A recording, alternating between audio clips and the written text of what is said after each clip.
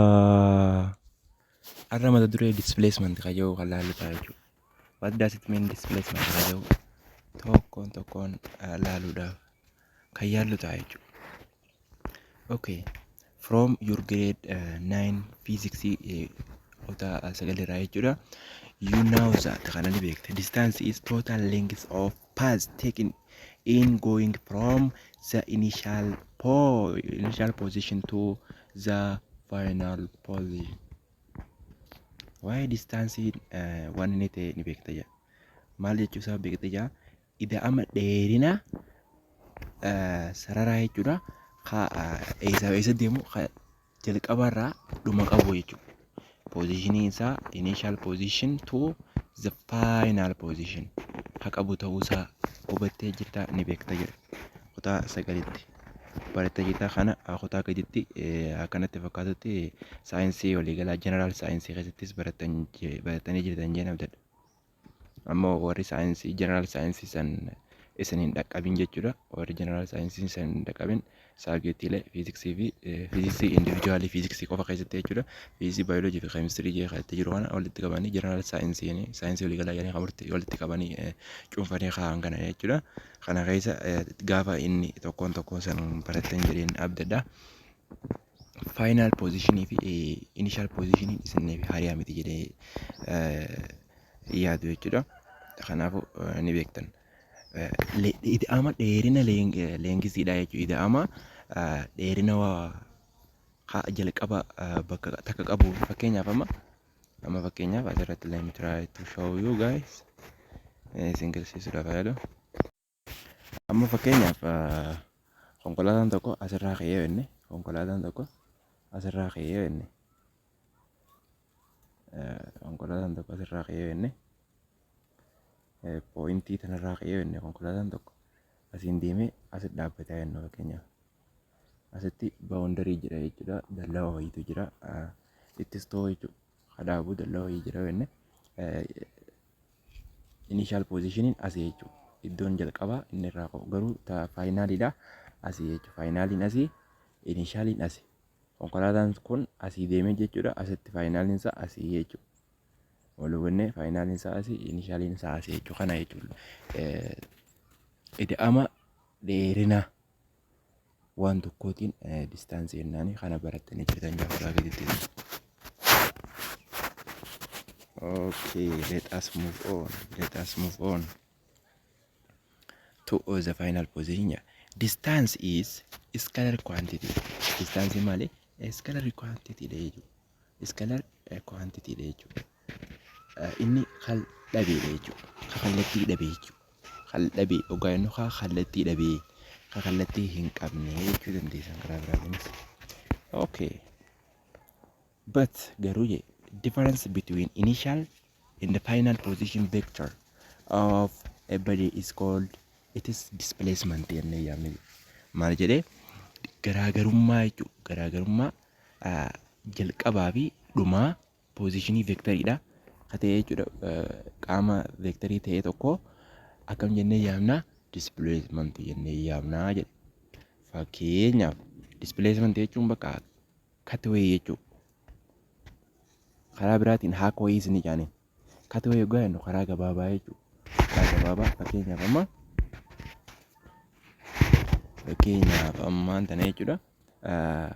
Karaan tokko asiin deemee akka deemee karaa ammaa wayii tokko asitti amma fakkeenyaaf manatti dhaqaa jennu. Amma kana tana akka manatti fudhadha jechuun amma asirratti gaafaan akkana kaasu asirratti position wanni isaa yaada isaa isin gochisuudha malee pikcharii isa riilii isaan kaasuuf himte jechuudha. Asirraa kaa'aa jenne amma fakkeenyaaf karaan asiin akkatti gaafa deemu asiin gaafa deemee akkatti asiin dhagee asiin as ta'u amma fakkeenyaaf as ta'u bakka tana ta'u jechuudhumti as ta'u haalaan dheeraadha jechuudha. Karaan kun asiin dhufee asirraa ka'ee asiin akkanatti gaafa deemu haalaan dheeraadha jechuudha karaan kun. Saniifuu maali distaansiin kun karaa dheeraadha waan ta'eef displacementiiin ammoo kallattumaan jechuudha. Kallattumaan jechuudha displacementiin asiin dhufa jechuudha. sanii displacement cut away jechuudha dandeessan. Kanaafuu karaa gabaabaadhaan wanta barbaanne san bira gahuudhaaf jechuudha displacement fayyadamnaa jechuudha. Isin galee barattoota. Isin galee jedhamte. Akkasii jechuudha yookaan cut away yookaan jennu karaa gabaabaa vectorii yookaan akka jedhennu kallattiin isaa maal jechuudha. Akkanatti kallattii kanaan deemu jechuudha. Kallattii hin qabu yookaan distaansiin amma maali asiin dhufee amma fakkeenyaaf kun amma kun fakkeenyaaf asiin dhufee asiin dhufee kun amma akkatti asiin gaddeemu kun fakkeenyaaf amma fakkeenyaaf jechaadha. Fakkeenyaaf asiin amma akka gaddeemu akka gaddeemuu isaa kun karaa eessaa deemaa jennu fakkeenyaaf kallattii yoo gad dhufee inni karaa saawuzii deema. Saawuzii deeman kallattiin jennee beekadhaadha. Gaafa immoo akkatti asiin deemu karaa kamiiti jechuudha. Karaa saawuz iistiiti jechuudha.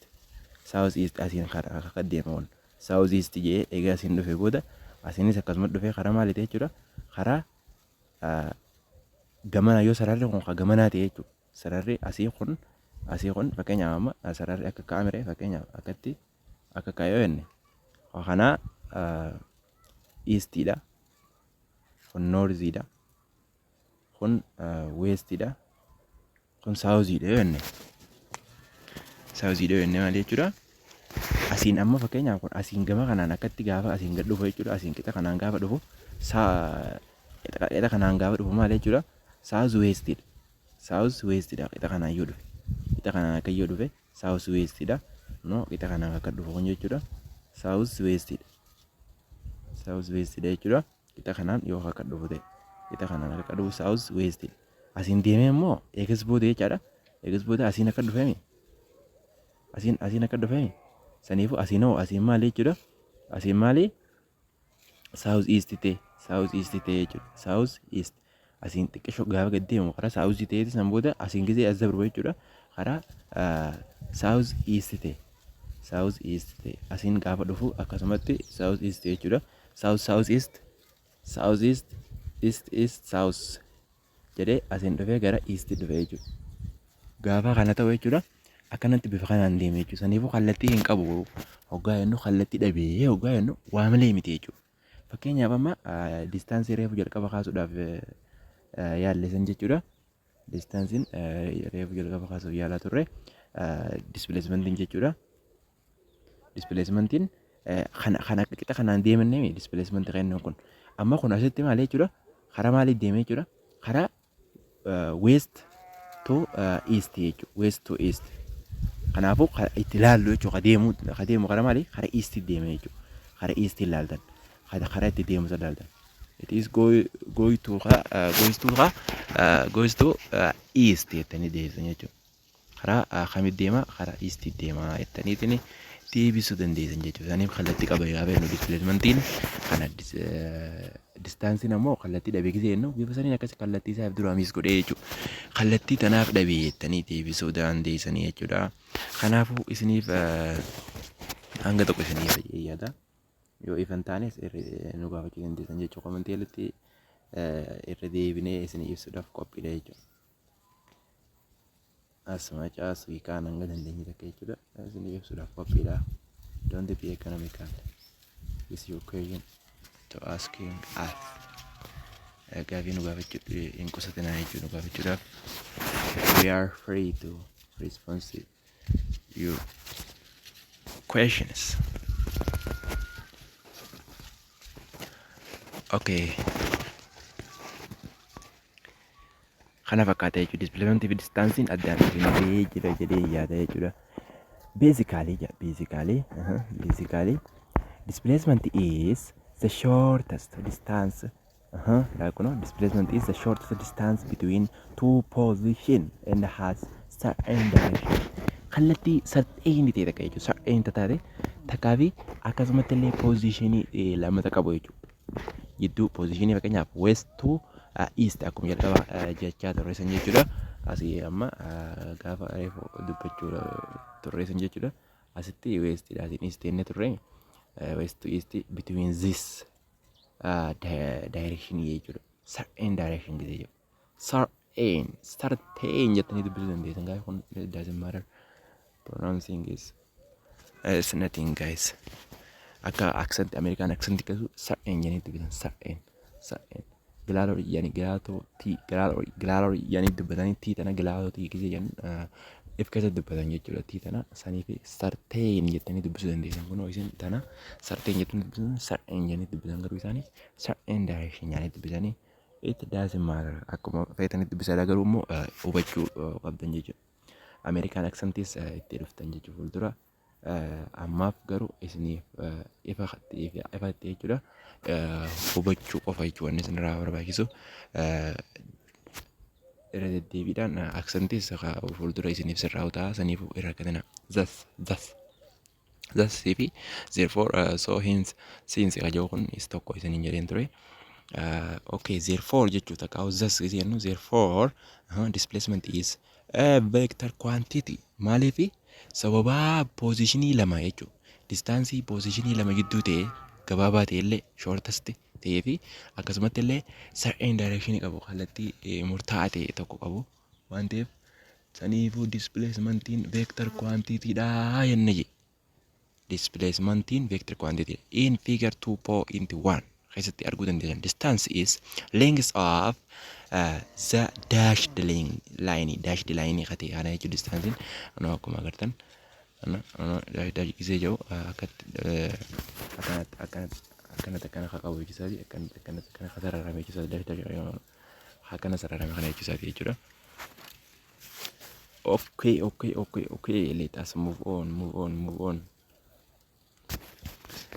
Active of no.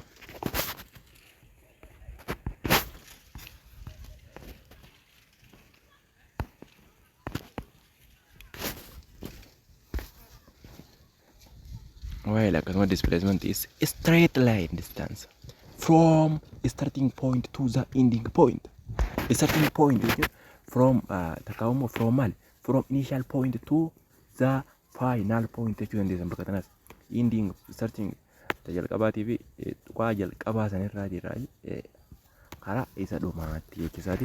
Fakkeenyaaf amma kallattii literally gisee jennu jechuudha dhugaa isiidha dhugaa pointiidha gisee jennu jechuudha.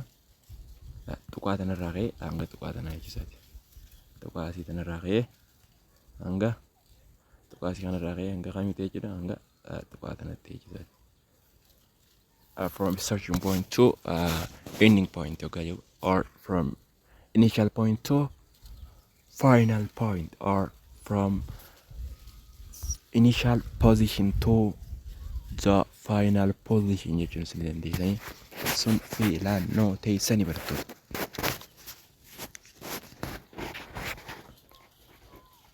Okay, you got me.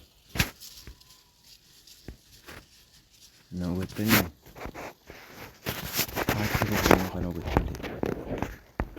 Straight line no as much as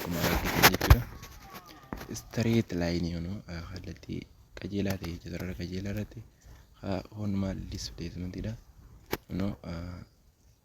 distansiin bifa kana fakkaata jechuudha. Asiin dhufee asiin akkanatti karaa dheeraa tokko jechuudha. Kana maal jennaan distance jennaan straight line and short way or cut way normally displacement from starting point to any point or from initial position to final position jettanii deebisuu dandeessan jechuudha. Okay, akkuma asirra jiru jechuudha. If the initial position S sub naught or S sub naught again zero than actually zero starts from originicity jechuudha. Distance jalqabaate jechuudha. Isa jalqabaate jechuudha. Or zero from which an object moves to the second position is S in a particular frame of reference. In a particular frame of reference zero isa jalqabaa san irraa kaafannee jechuudha. Jalqaba S note tanar S sub note janiin gaay S sub note janii dubbisan garuu isa sirriitiin jechuudha. Garuu nuti S note jennee dubbifna. S sub note garuu isin subscriptiin isaa 0 jechuudha. Akkas jedhanii dubbifamaa yeroo dubbisanii it doesn't matter. Rakkoon qabu garuu qabeessanii dubbisanis S isa jalqabaa kana originii irraa kaasee jechuudha. Hanga S kanatti jechuudha. Inni average isa gaafa average isa like particular reference then displacement can be written as akkanatti barreeffamee kana barreeffamaa jechuudha. Jalqaba isa sanirraa jechuudha. Isa duraan irraa ka jalqabaa irraa irresta jechuudha. Starting point minus from final position minus initial position jechuudha. Takama from final position to initial position jechuudha. Seera herreegaatiin jechuudha. Kanaafuu isa dhumaa faayinaalii hir'isu isa starting point dha jechuudha. Initial point egaa irraa hir'istan displacement keenya akkasii jechuudha. In order to answer exercise 2.1 tana deebisuudhaaf jechuudha. Consider the motion of an object moving along a straight path. The object starts its journey from Otanarra jechuudha. Orraa imala isaa objectiin kun imala isaa eegalee irraa eegalee jechuudha. Which is treated as its reference point akka boota iddoo jalqabaatti jechuudha. Akka iddoo jalqabaatti tajaajiltee jechuudha. Oontuni asii tana baana jechuudha. Asii tana baana show pointiin kun referensiin isaa pointii kana akka 2.2 figure 2.2 irratti mul'atu jechuudha. Asirratti akkuma agartan jechuudha. ABC represents the position of object at different instance jechuudha.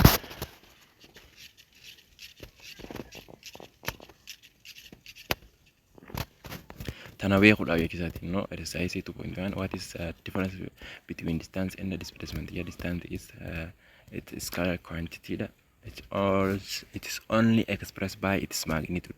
But or whale displacement is a vector quantity, and also molecular, and also it is expressed by magnitude and direction.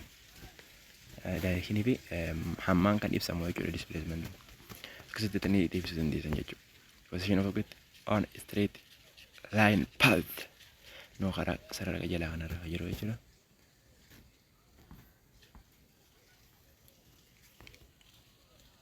For motion of object from O to A, the distance covered distance in fageenya hamtuutu cover kamtu cufamee jechuudha.